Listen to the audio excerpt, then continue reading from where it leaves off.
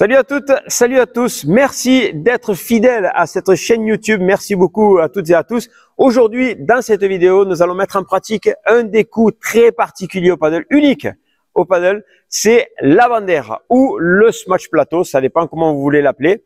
Alors, je pense qu'aujourd'hui, c'est très important de mettre en pratique ce coup-là, ce coup très particulier, et de lui dédier carrément toute la vidéo. Nous n'allons pas mélanger la bandeira avec d'autres coups, afin que ce soit bien clair pour vous, ce coup très particulier du paddle.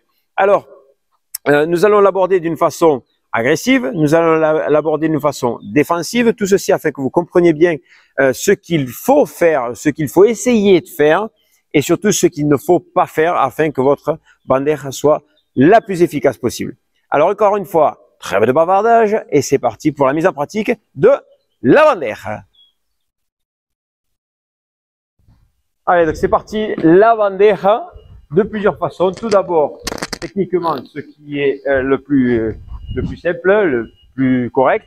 Les erreurs ensuite, et à la fin, on terminera avec la mise en pratique un peu plus rapide. Allez, c'est parti. Donc ici, là, je prépare ma bandeira et je déroule. D'accord? Donc ici, là, je prépare et je déroule. Ok. Là, j'ouvre. Vous voyez que mon bras, il est tendu. D'accord? Je viens ici et je passe sous ma balle. En travaillant bien ce que j'appelle le tronc, d'accord? Je suis ici et je déroule avec le tronc. Ici, là, et je peux même le faire un peu plus tranquille, il n'y a pas de problème, histoire que je trouve vraiment la meilleure longueur possible. Voilà, ici, et je lâche, d'accord? Là, hop, on va la faire parallèle, hop là, histoire de changer un peu. Ici, je prépare derrière, avec le basse.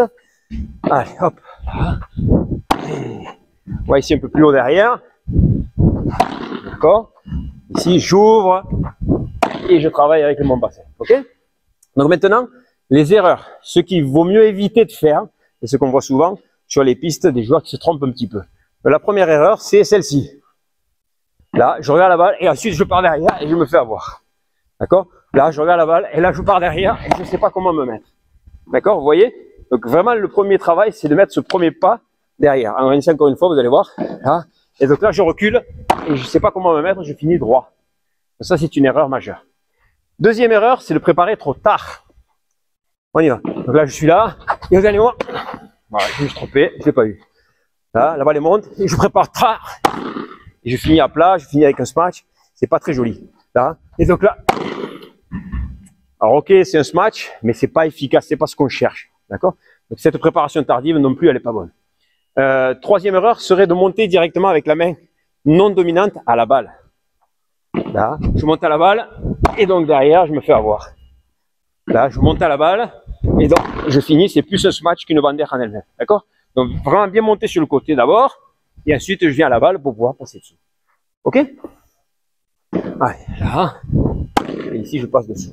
Là. Hop, je monte. Ah. Ok? Allez, encore ici derrière et donc ici derrière. Donc, dernière petite erreur, c'est justement de ne pas préparer ici. De commencer avec le poignet pour après venir accélérer dessous. Ça, c'est une vibora, c'est un autre geste.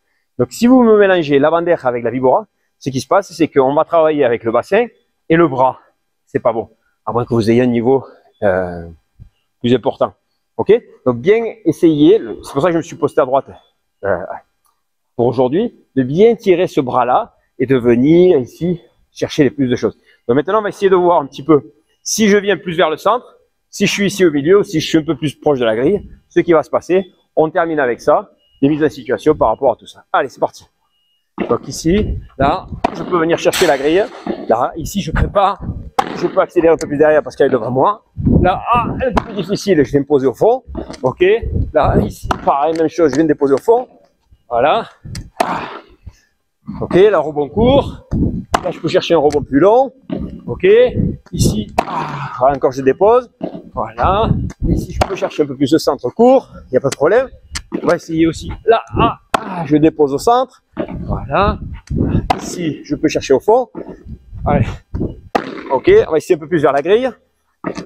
Ok, ici. Et hop là, en la prenant devant moi, je peux me permettre de l'enrouler. Voilà.